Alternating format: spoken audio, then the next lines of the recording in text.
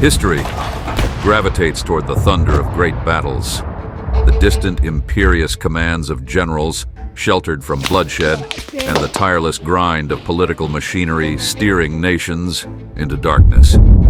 Yet far from these sweeping theaters of war, in the oppressive heat and tangled shadows of Guadalcanal, another battle emerged.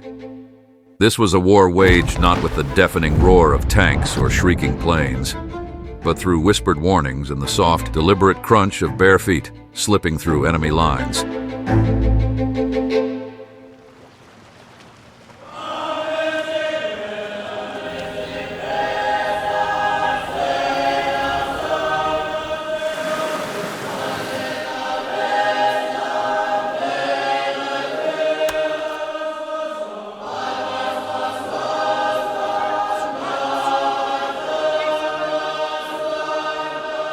Before war painted their world in shades of blood and gunsmoke, the Solomon Islands were a place where time moved like honey, sweet and slow. But tranquility, as they would learn, always carries a price. The forces of Imperial Japan had reached the Solomon Islands, which just a few years earlier writers described as the most remote place on Earth. Then came the Japanese, their ships darkening the horizon like storm clouds. For a fleeting moment, some islanders dared to hope for a different kind of freedom, one that might break colonial chains. But war's brutal reality shattered that fragile hope. Imperial Japanese soldiers arrived with cold indifference. The war swept in like a typhoon, sudden, violent, transforming everything it touched. The jungle, once a source of life, became a keeper of death. For 6 harrowing months, the island evolved into a meat grinder.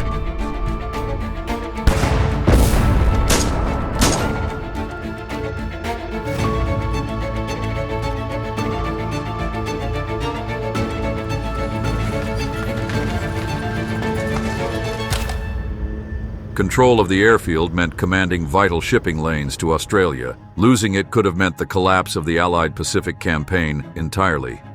There was a lot of work to be done before planes could use the field. It was chock full of shell craters. The Marines and Seabees rushed the field through on the double. They used everything they could lay their hands on, including Jap steamrollers. Amid this unrelenting violence, the Solomon Islanders revealed their quiet strength, a power not forged in steel, but ingrained in their intimate knowledge of the land. On Guadalcanal, Marine commanders were helped materially by information supplied by friendly natives. Officers like Raider Colonel Evans Carlson received hearty cooperation from most of the Melanesian inhabitants. Scouts moved like shadows across familiar trails, slipping undetected through enemy lines. Every soft footfall became an act of defiance. Women, their hands worn from toil and grief, turned to ancient practices, brewing herbal medicines that served as lifelines when modern treatments faltered. One of their own, Sergeant Major Jacob Vuza, revealed a quiet strength that became a symbol of defiance. Captured by a Japanese patrol suspecting American collaboration, he was forced onto a nest of fire ants that turned his skin into a canvas of pain. When his silence persisted, they bound him to a tree, each calculated thrust of their bayonets designed not to kill, but to break both body and spirit. Vuza remained unyielding.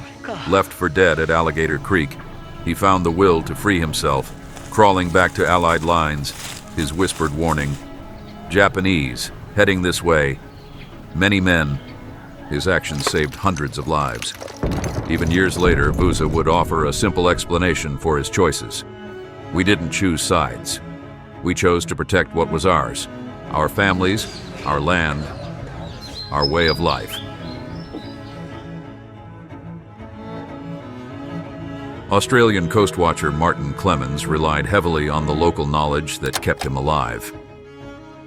"Without the scouts, I'd have been dead in a week," he wrote, a testament to the islanders who brought him food, misdirected Japanese patrols, and carried his equipment over mountains. It was not just their knowledge of the land that made the islanders invaluable, but their linguistic skill. Scouts like George Bogies became indispensable as interpreters and spies. Fluent in English, Japanese, multiple indigenous languages, Bogies could eavesdrop on enemy transmissions and relay critical intelligence. George could mimic a Tokyo accent perfectly, Clemens recalled in his 1943 report. The Japanese never suspected him. The Battle of Guadalcanal is now shaping up in our favor, and man for man, American Marines are superior warriors. For the islanders who aided Allied forces, their fight was less about flying foreign flags than protecting their futures, their right to wake up in a world they recognized. Some paid the ultimate price. Japanese forces in search of collaborators executed entire families who aided the Allies, but they endured. Their knowledge of the land, the rivers, the tides, the dense jungle paths, continued to serve as a defiant weapon. Jack Beati, a Roviana leader, turned his understanding of tidal patterns into a lifeline for U.S. Marines, sneaking them ashore under the cover of darkness. Later, he led a daring raid on a Japanese supply depot, his scouts blending in as fishermen. The Japanese never thought to check our canoes. Buku Gasa and Eroni Kumana's courage became legendary. The pair discovered a young John F. Kennedy and his stranded crew after the sinking of PT-109. You take Dorindola. Navigating shark-infested waters, they paddled for days to bring news of the crew's survival. Capture would have meant torture and death, but they pressed on. "We were just fishermen," Gasa would later reflect, his words tinged with modesty. "The sea was our home. You helped those lost at sea. This is our way." Yet recognition came unevenly. While Kumana received modest awards, Gasa lived and died in poverty, overlooked by history until his passing in 2005. The war wasn't just an unwelcome disruption. It also brought fleeting opportunities for work, wages, and equality that had long eluded the islanders under colonial rule. But those moments of hope were brief. Time has softened the hard edges of war. Shell craters have become gentle depressions filled with rainwater and fallen leaves. Vines embrace the rusted bones of machines that once roared across these hills. Yet beneath this verdant peace lies a deeper story, etched not in monuments or medals, but in the very soil and soul of these islands. The people who tend these shores today move with an inherited knowledge, their daily rhythms carrying echoes of those who came before. They fish the same reefs where their grandparents once guided lost soldiers to safety. And yet, not all the wounds have healed. Unexploded ordnance still threatens lives, hidden in gardens and riverbeds. People tread carefully among the remnants of that violent past. The legacy of the Solomon Islanders endures. Their war was never about empire, but home. Their courage reminds us that even in the deepest darkness, ordinary people hold the power to guide us toward the light.